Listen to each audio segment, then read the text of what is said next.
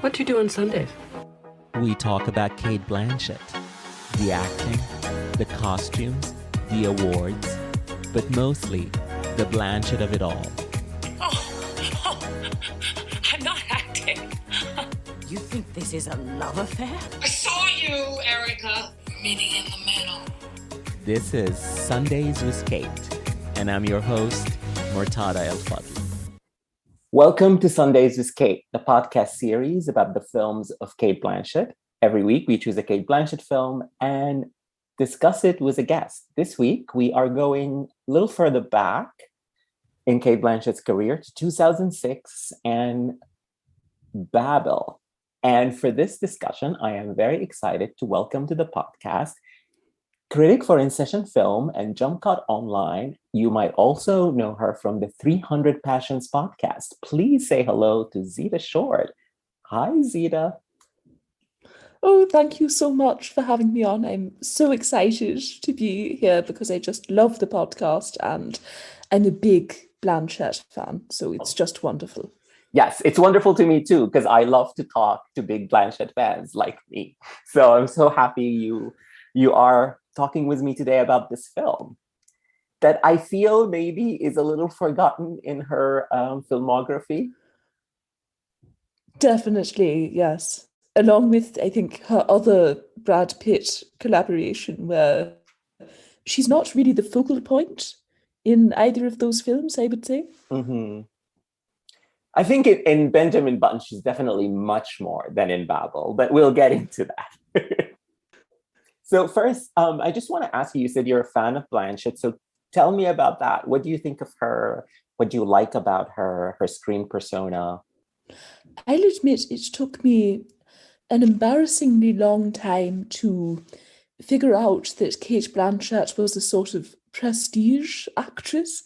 I think most of my original encounters with her in cinema were her roles in mainstream blockbusters, where you have the critically derided Indiana Jones film that she was in. So it took me quite a while to see things like Blue Jasmine and Carol, and I was so uneducated about the cinematic landscape at the time that I remember thinking, oh, this is weird that Blanchett actress is in this sort of art house film, not knowing anything. And I remember, of course, Carol. She's amazing. I was just completely captivated by her presence. And then I think when I got to a point when I was reading more about film and I was actually reading about her career, I realized, oh no, this is a really acclaimed, beloved actress. And I started to track down more of her work and to seek out films purely because she was in them. And I think the thing that really sets her apart from some of her peers is that I think she's really good at capturing a lot of those old Hollywood qualities, where she's very glamorous and sophisticated and is able to do these arch line readings and seems very self-conscious on screen in a sort of Bergman-esque way. And at the same time, I think she can also be really refreshingly modern. I don't think it feels like a complete put-on. And to me, that's what's so exciting about her, where I always feel like, oh, I'm getting this variation on a performance that might have been given by a Vivian Leigh or a Grace Kelly, even at times. But I'm also getting these dashes of technique that wouldn't have necessarily been around then. And she's so versatile too, which I'm sure, obviously, watching all of her films, you would have discussed. Yeah, she's so versatile. And this is great, like hearing you mention Vivian Leigh and Grace Kelly. I never actually thought of Grace Kelly in relationship with Cate, but I have thought a lot of Vivian Leigh, especially because, she did Blue Jasmine, and of course, Vivian's big role is Streetcar.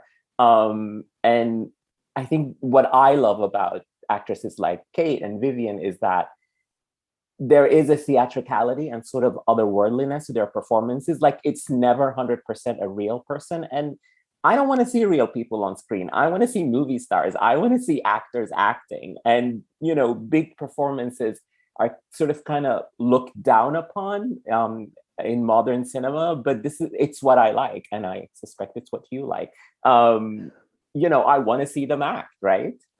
Definitely, yes. And I think it's great too that she does make really good choices at a lot of times. Obviously, not 100%, no actress is hitting at 100, but I think it is really telling that she's built up these great collaborative relationships with these top auteurs, and just the fact that she seems to be so professional too. I don't think you ever hear stories about Blanchett berating people on set.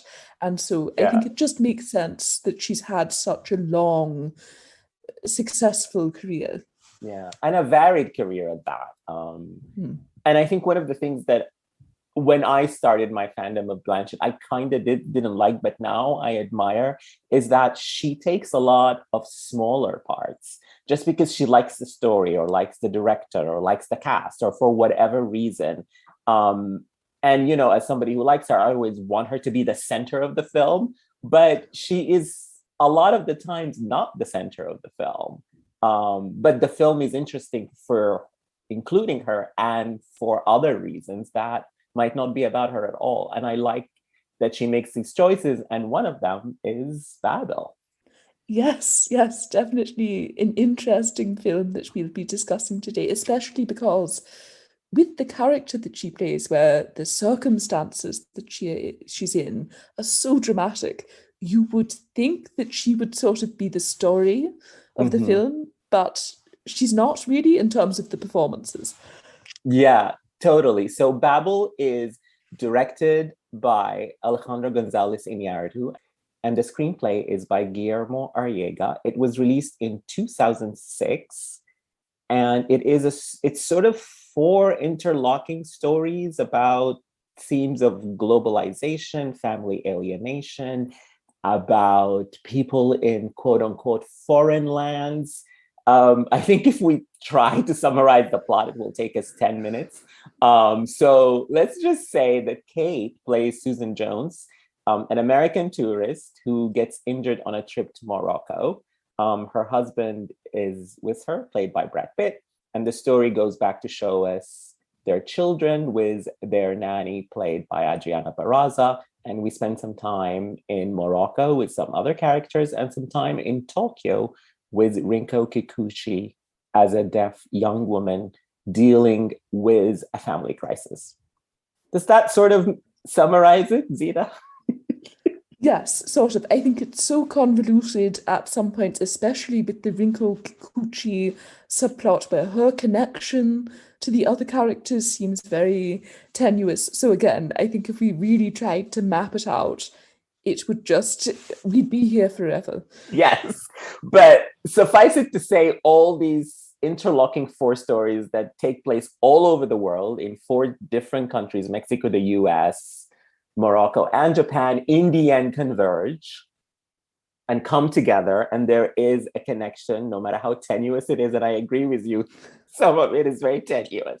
But this is something that Iñárritu loves to do. It's like one of his trademarks. I think in Amores Perros, which was his first movie, or at least the first movie that came out to international audiences, there is also this trademark. Before we get into Babel, I wanted to ask you about what do you think of Iñárritu as a director? Some of his films include Biutiful, 21 Grams, Birdman, and everybody's favorite, The Revenant. He is probably one of the most controversial figures in cinema today, I would say, at least in award circles, where I think he was initially embraced with Amores Perros when that came out as this sort of, not grindhouse, but this filmmaker who was willing to work with a sort of genre film aesthetic. And then I think once he started duplicating the same technique where, they're interlocking storylines, but with bigger stars and a bigger budget and more of a sense of self-importance, people started to get more irritated by it. Yeah. And I definitely think it's undeniable there's an element of pretentiousness to his work. There is a portentous quality in the way that a lot of his films are staged. And I think with The Revenant in particular, that came up, especially because of the fact that it had this very over-the-top awards campaign too. Yes. And I'll admit that I am irritated by a lot of his flourishes as a director, and I do think he has talent. I'm not one of those people who thinks that he's a complete hack who's just getting by on telling stories about misery, but I do leave a lot of his films thinking, okay, but what was the point here? It's not enough to go, a lot of people in the world are suffering and that's sad. That's not profound. I think you have to go a bit further, and I think it can be especially frustrating because you have a movie like Biutiful, where I think that Javier Bardem is very good in it, is giving a great performance, but the screenplay is just dreadful. And it's so frustrating to see all of these resources being directed towards stories that don't seem to be deserving of all of that talent. Yeah. I think you touched on a couple of things that I totally agree with you. I think there is a note of self-importance in all of his movies. As a director, like, even if we don't touch on the narratives, I think in every directorial choice, there are sort of flourishes that he's trying to tell us, oh, I'm a master at this. I know how to do this. And The Revenant, I actually like that movie.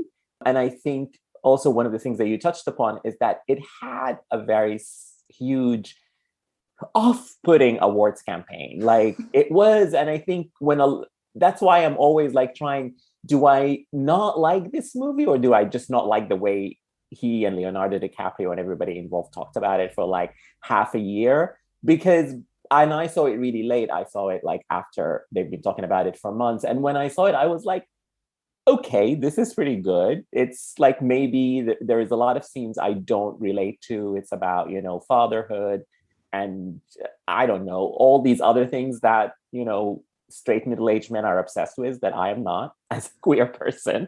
But I found it like as a filmmaking piece, it was pretty good. And as a performance from Leonardo DiCaprio, who is an actor, my relationship with him is always so tenuous because I never think of him when I'm not watching him. Like he's not somebody I was like, oh, Leonardo DiCaprio has a new movie, I'm excited, like I do with Cate, for example, or other actors I like. But when I watch him, I always find, oh, this is a good performance. He knows how to do this thing. So that's kind of what I think of Iñárritu. But let's talk about Babel a little bit. I've liked The Revenant. I've also liked Biutiful. I agree with you that Javier Bardem gives an amazing performance in that, although it's like just so much misery. So yes, you're right. The screenplay is terrible. But Babel has always been the movie that I sort of just didn't have a lot of thoughts about. Like I saw it when it came out, obviously, because it had Cate. And then that was a year that Cate had so many other movies. And obviously I fell in love with Notes on a Scandal, which came like a few weeks after it. And then I forgot about Babel at all. I don't think I've ever thought of it until I watched it just a couple of days ago to talk to you. But let's start with you, Zita. What do you think of Babel?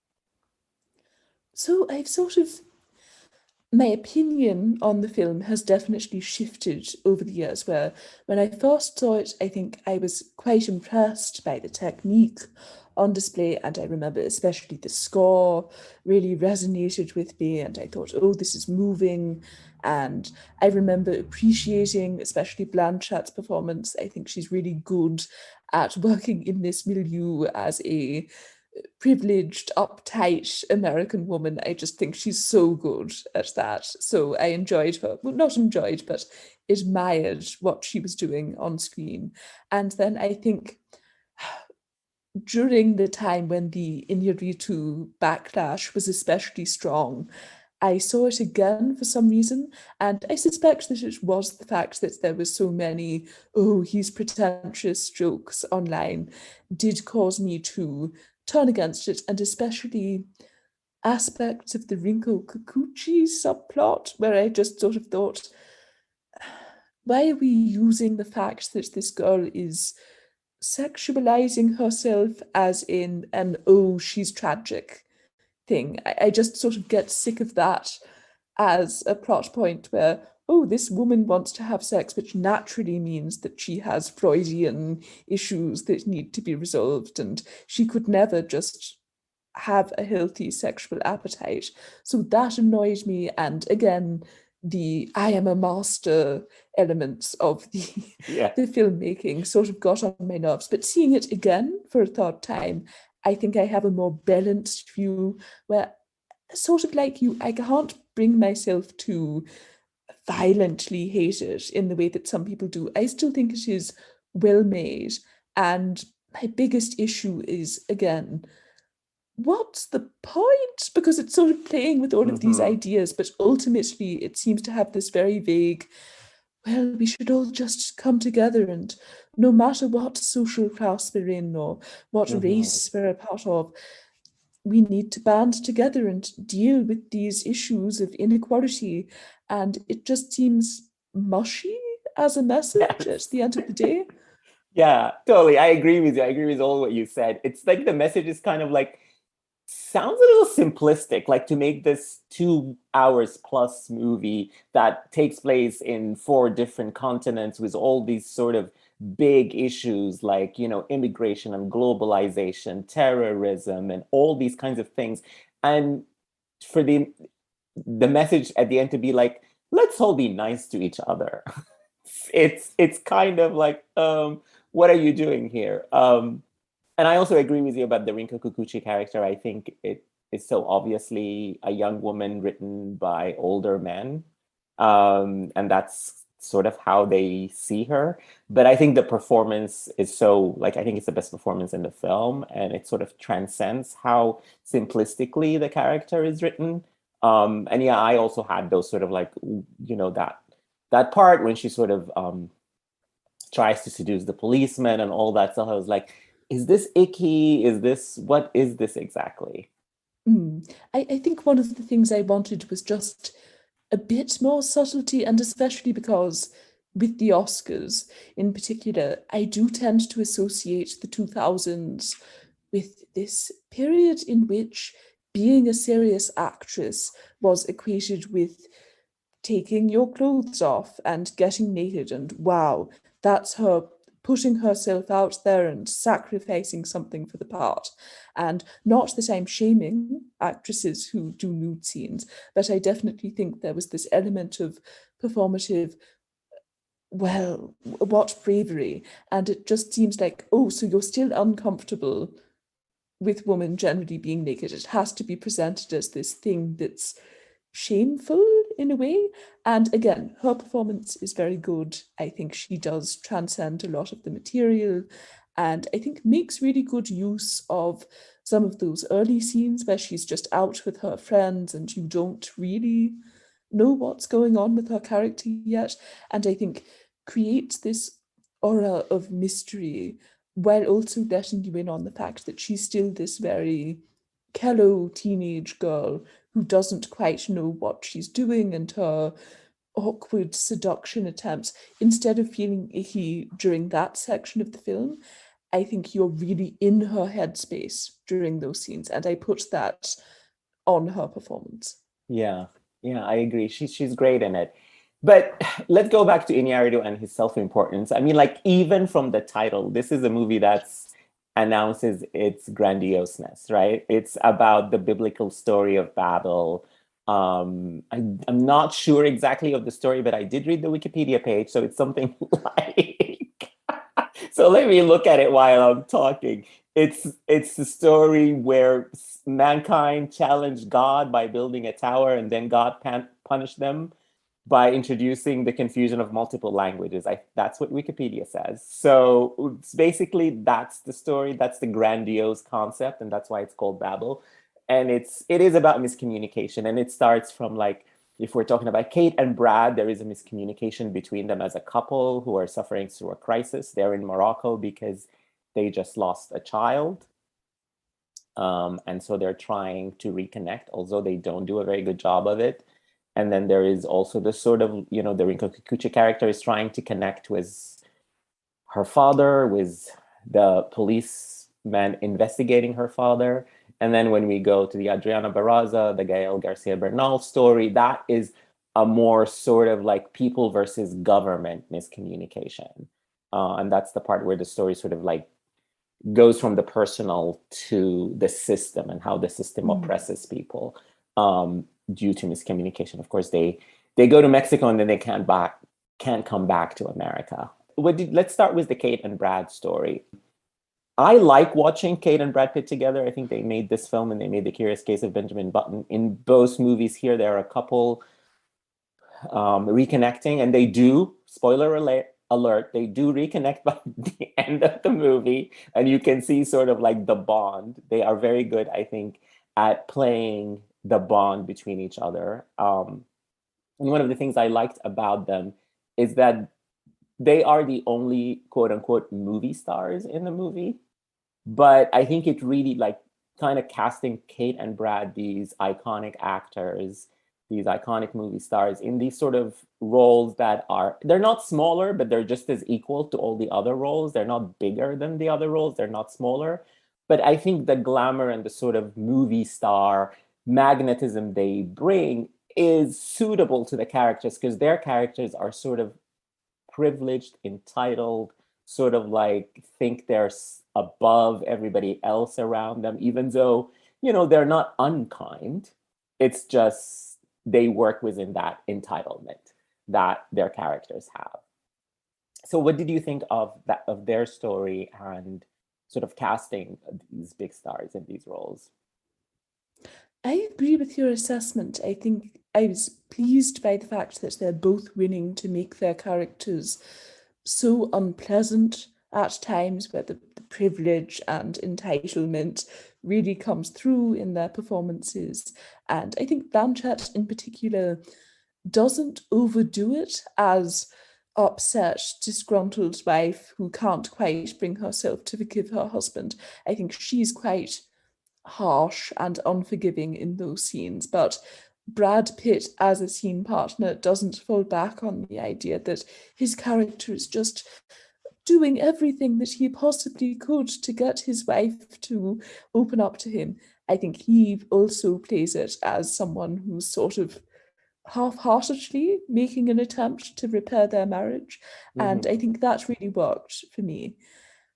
But at the same time, I kind of wish that the other subplots had featured the same nuances, where I quite like it when you get stories about privilege and entitlement, where the privileged and entitled people are presented in a way where you're asked initially to extend sympathy to them for something bad that has happened in their life, before realizing that, oh no, they're horrible people and they're probably racist or misogynistic or just generally classist. And I think that's quite an effective way to portray the fact that, oh yes, someone like Jeff Bezos might have issues. That does not make up for the fact that he's doing all sorts of awful things.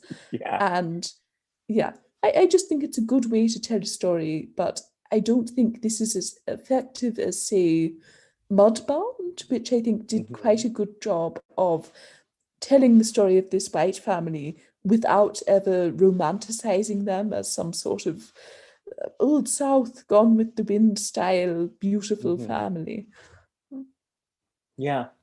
The other story, let's talk about Adriana Barraza and Gael Garcia Bernal and that story. That one was the sort of hardest one for me to watch, just because, like, even though Cate Blanchett is literally shot in the shoulder and spends the whole movie bleeding almost to death, I think I found the Adriana Barraza story harder to watch, because the minute she crossed the border, I'm like, oh, this is going to be hard. She's not going to be able to come back.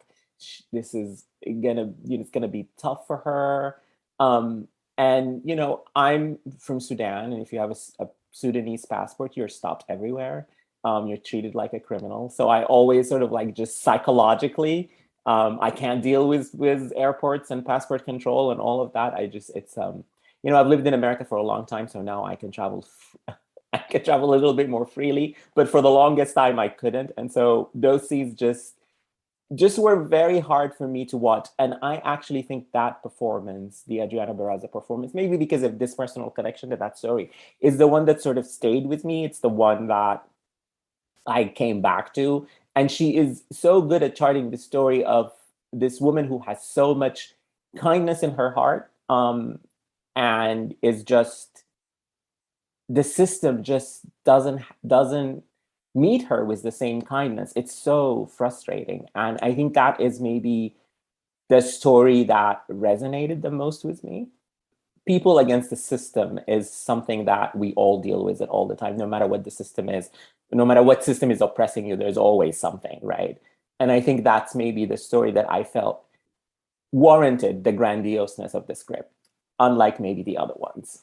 Yes, and that was one of those situations where I almost thought the film didn't benefit from having a whole lot of different plot points that converged. I could imagine one long, grandiose epic that is just about her almost spiritual quest going through the desert, trying to find these annoying children and knowing that her life has already essentially been ruined. But if she ends up being responsible for these kids starving in the desert, then obviously it will be horrible for her. And just this sense of her having to give up everything just because of this one privileged family's whims is obviously horrible, and you really feel for her. And I think that's probably the one that has the most texture, I would say, in terms of her going to this wedding. You can sense that it's so important for her to finally have this connection with her family, and also that feeling of her being in America, but she's not really in America because she never feels this sense of permanence there. And so I think all of that is documented in good detail, and you just sort of want more of it. It's almost frustrating to feel like this very emotionally resonant subplot is still kind of a plot device within one big story. Yes. Yeah. And this is sort of brings me to the question that I want to talk to you about. It's that, we talked about how Iñárritu's trademark is these converging stories that he sort of maybe tenuously brings back together. So I wanted to ask you, he loves to do this, but does it really work in this? Sometimes I felt like it was maybe a little bit over-engineered, like to just bring them all together. And I'm like, okay, you tried it, but maybe you were about 50% successful. Yes, I think it's an odd case where you look at someone like Robert Altman, say, who I think does this, but in a very different way, where he often has a much larger cast, and you're getting these very brief snapshots in time of what one of 25 characters was doing on a specific day. And I think it tends to feel less labored in something like Nashville, where you have such a wide canvas that he's painting on.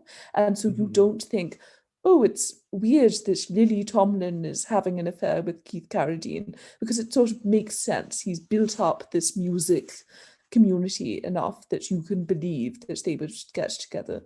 Whereas when it's a limited number of subplots, and again, I don't think that Brad and Cate are guilty of being too movie star-ish or too conceited in this film, but the sense that everything is meant to rest on these three different subplots does weigh it down in a way that Nashville, which feels so much looser and so much more open and so much more free-flowing, especially in allowing you to take away certain messages from it, I think it loses something in being so limited in a way. Yeah. You mean as opposed to just 4 stories instead of like 10 converging together, like as in natural. I don't even know how many in natural, but they're definitely more than 4. Yeah, definitely. Yes.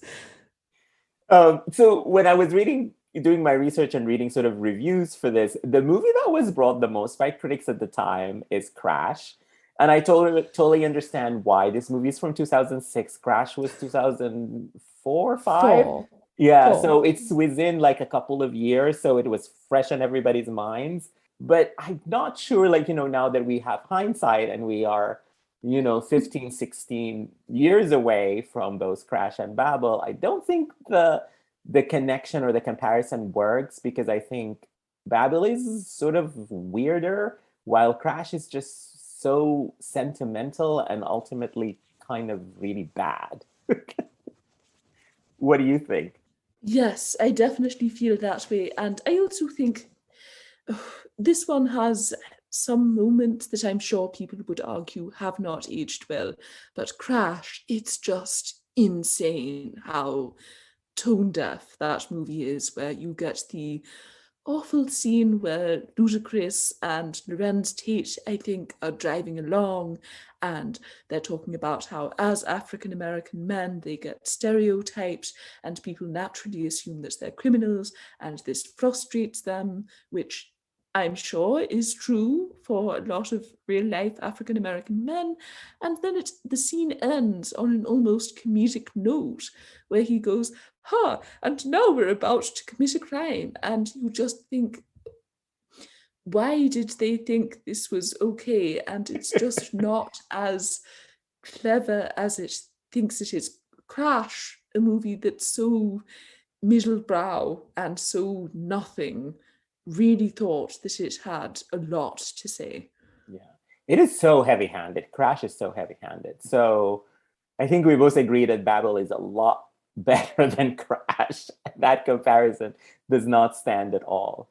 So I wanted to ask you of these performances, Adriana Barraza, Rinka Kikuchi, Cate and Brad, and Gael Garcia Bernal. And then there are all the Moroccan actors who I think, reading about the film, they're mostly were non-actors that Iñárritu found when he was scouting locations there.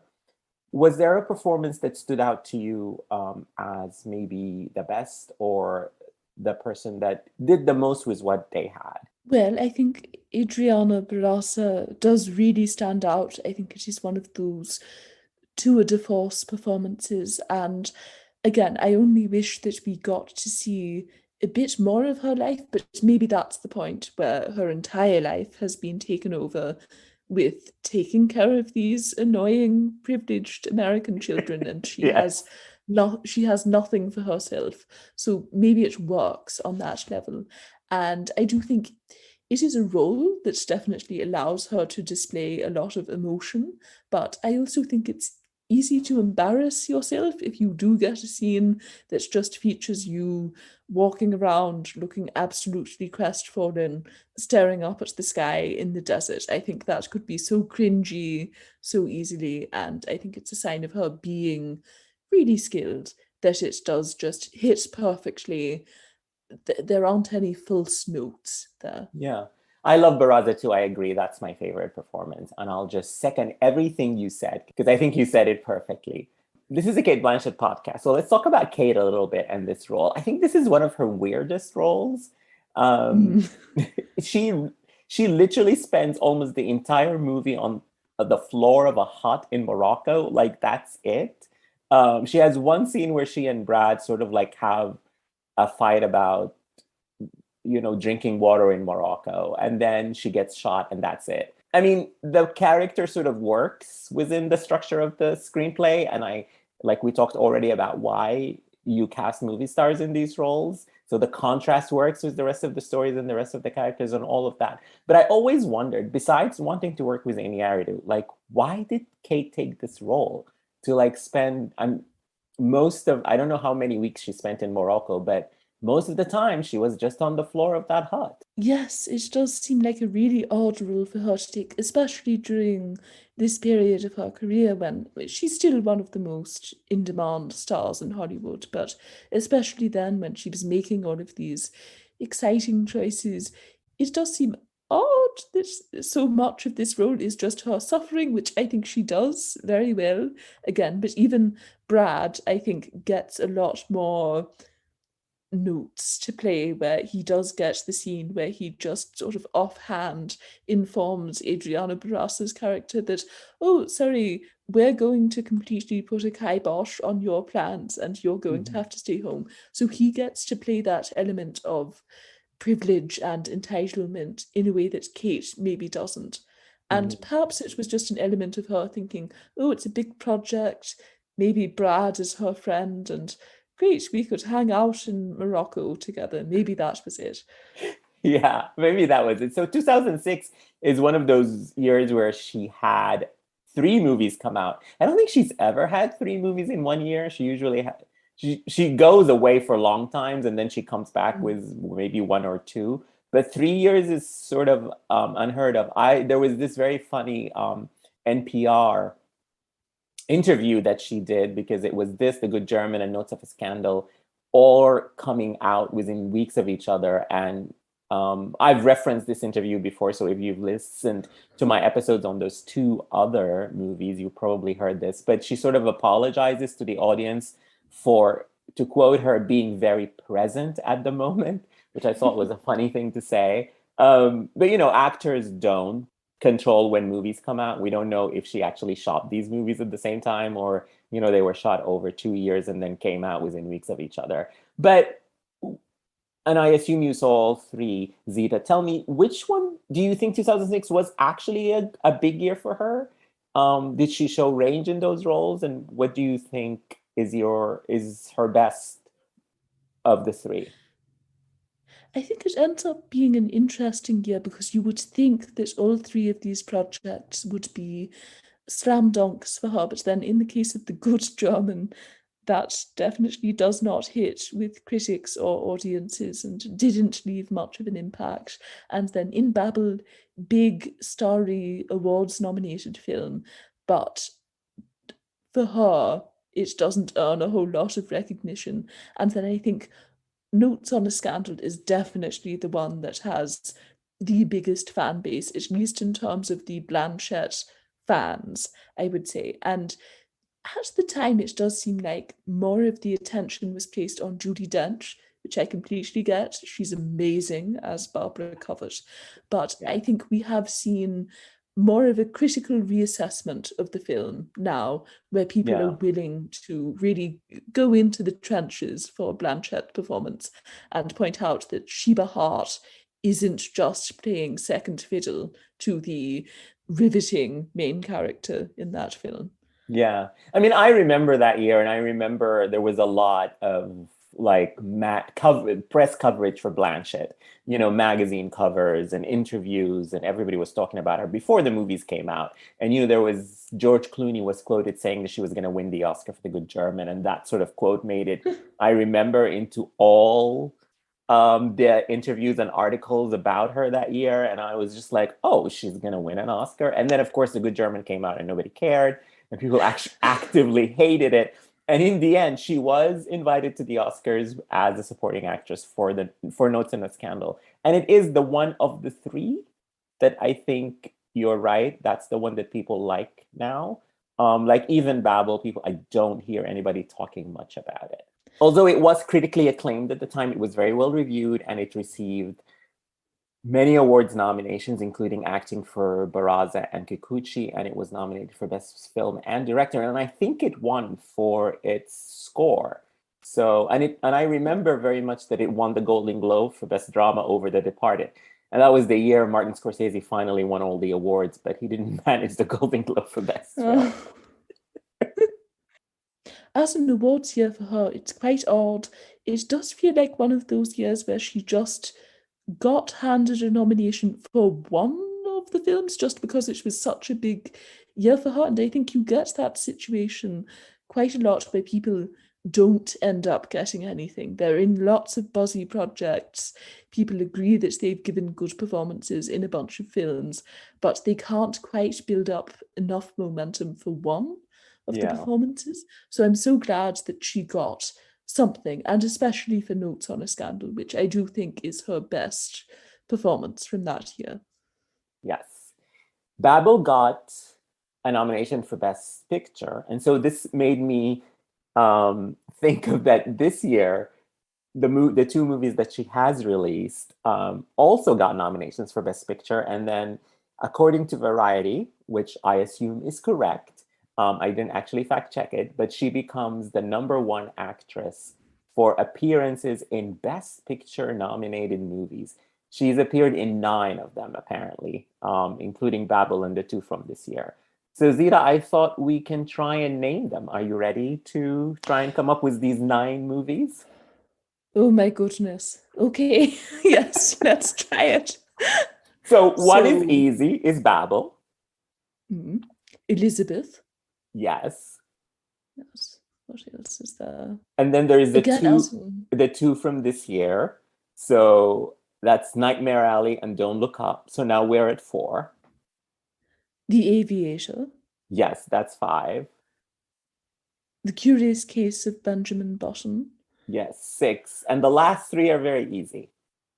It's the Lord of the Rings trilogy. All 3 of them were nominated for Best Picture. No, there was a brief moment where I was trying to fool myself into believing that Carol was nominated, but it wasn't. Yes. I mean, it's so funny to me that she got these nominations, all these movies, and I think so many of them will not appear on a reel of her best performances, or like when you do a lifetime achievement reel. That's not what she'll be remembered for. Like, I think Carol and Blue Jasmine, which are arguably her 2 best performances, came very close to being nominated for Best Picture and didn't in the end, because obviously there are stories about women which the Academy doesn't care about. But if those 2 were nominated, she would have 11, which is crazy. Yeah, it's a really impressive record, and I think it's probably bolstered by the fact that, as you pointed out, she's not afraid to take a supporting role, even though she is a major leading lady. Yes, yeah, absolutely. Before we close the conversation about Babel, there are so many, as I watched this movie this week, there were so many actors that I'm like, oh, I know him, I know her, which at the time in 2006, maybe they were not as well known. So I think Harriet Walter, the people now know from Succession and The Last Duel and others, is there. A very young Elle Fanning is there. And this Elle Fanning will also appear in Benjamin Button 2 years later with Cate and Brad as the young Cate. Did you notice anyone, Zita? Well, I did notice Clifton Collins Jr., but I don't think that I was quite as eagle-eyed as you were. But yes, as you point out, stacked cast, every time you turn your head, there's someone famous on screen. So it's one of those weird cases where, especially Elle Fanning, where you just go, God, she was in everything in the late 2000s and early 2010s.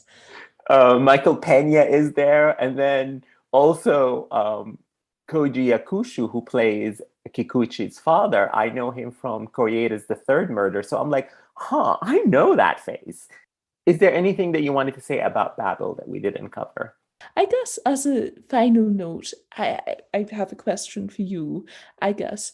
What do you think of these Oscar baity movies? Because I'm sorry, I do think this fits into the Oscar bait category, where people get upset about the fact that they're made seemingly to court awards attention. Do you think it's unfair for people to have that complaint if it ultimately gives us pieces of art that, yes, might have inherent flaws, but that can still be good? Yeah, I mean, frankly, if there were no Oscar bait movies, I don't know what I'll be watching, because I'm definitely not interested in the superhero movies. But I also think it's a little of an unfair designation, because most of these filmmakers don't set out to win awards or to make a movie to win awards. I'm sure 1 or 2 here and there was like, oh, this script is going to win me the Oscar or whatever. But like most of them set out to just try and find stories that they want to do. And then for these stories to sort of get financed and get released, they have to be released in this corridor of awards. That's the only way these movies will see the light of day. And I think I read an interview recently with Mike Mills, who did 20th Century Women, and this year he had Come On, Come On in the awards conversation. And he That movie never didn't actually in the end get any nominations, but he said, "I am just happy there is awards, and if I get nominated, if one of my movies gets nominated for even one Oscar, that means I can finance my next movie and I can keep working."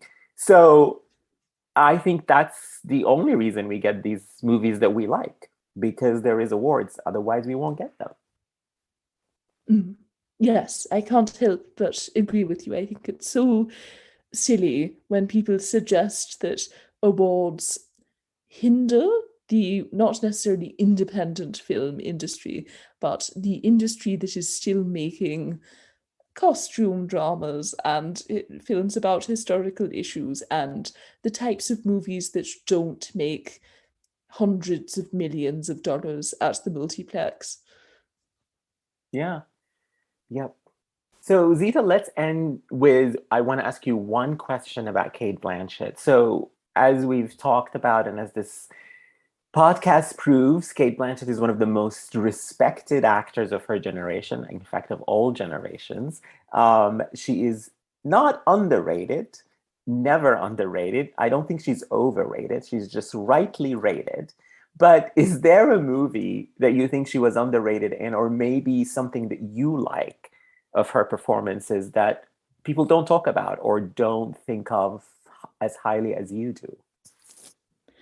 Yes, so this was quite a difficult one because, as you point out, she's so well liked. People have thoroughly gone through all of her performances and pointed to the ones that they love. So I guess one that I could point to, one that I think people don't talk about that much, is Oscar and Lucinda, which came out slightly before her big breakout with Elizabeth, and I think didn't really get as much recognition as it deserved. And I think she's just so good in it, such a richly detailed performance. I think she already gave off that sense of being able to insert herself into a specific time period without losing that slightly modern quality. And yeah, I just wish people would talk about it more. For a movie that features Ralph Fiennes and Cate Blanchett, it really doesn't get talked about that much. And it's strange to me, even though it was fairly well received, I believe, upon release. I don't think a negative reception was its problem. Yeah, it's just completely forgotten. But it did lead to her this big career, because I think the story is that Shekhar Kapoor saw just the trailer for Oscar and Lucinda. And even though they were nearing a deal with Emily Watson to star in Elizabeth, he changed his mind and cast Kate. So I don't know if that's a true story or it's a legend, but it sounds like a fun story anyway.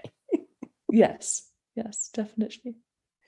And so, Kate is going to be very busy the next couple of years. She's working with Alfonso Cuarón on Disclaimer, which is a TV series. She finished a movie with Todd Field, Tar. She's working with Pedro Almodovar, which I am so excited about. He is my favorite filmmaker. She's my favorite actor. But is there someone you would like to see her work with, Zita? Yes, so this was another one that I thought long and hard about, just because I think, again, she could kind of work with anybody and I'd probably love it. But the one that my mind really gravitated towards, and I find it a bit odd that I'm so into this idea, but I kind of want to see her in a Jean-Luc Godard film. And I'm not the biggest fan of his work. And yet there's a part of me that thinks she would work really well in one of his movies just because she has that presence. And I think she could really bring that to one of his films. And also, with his recent work, I know there are some people who love film socialisme and goodbye to language and his efforts to break down plot and character and to rebuild new ideas of cinema. But I think if we were talking about a slightly more classical Godard film, if that's even a thing, I think she could bring a sort of, not Anna Karina quality, but I think she could bring real substance to one of his films. And I think it has been an issue for me, at least as of late, that he just has absolutely no interest in letting his actors display any presence or charisma or efforts to develop characters. So I think in some ways she would be helping him and lifting him up. Yeah. Godard, I admire him as a director, but he's anathema to me because I'm somebody who loves movies for their emotions, and he's all about form, and I just can't abide directors who are all about form. But I know Cate is a huge fan of Godard because when she was the jury president at Cannes and he was in competition, she gave him a special Palme d'Or. Like, I think the story, the scuttlebutt, is that she wanted to give him the Palme d'Or, but the rest of the jury were not on board with that. And as the jury president, she had some powers. So she was like, okay, I'm just going to give him a special Palme d'Or. So. Yeah, good for her. Yeah. She's definitely a fan. Yes. Yeah. Zita, this is such a wonderful conversation. Thank you so much for coming on Sundays with Cate to talk with me about Babel. I really enjoyed it. Before we go, please let our listeners know where they can find you and your work. So I'm on Twitter at Zita_short, and you can find my writing on Jumpcut online and InSession film. So please go read some of my reviews and interviews if you want. And listen to your podcast, The 300 Passions. Yes, which is on Anchor and most of the other mainstream platforms. And you can find me on Twitter at me_says and follow the podcast on Twitter and Instagram at Sundays with Cate. And until next time, thank you for listening.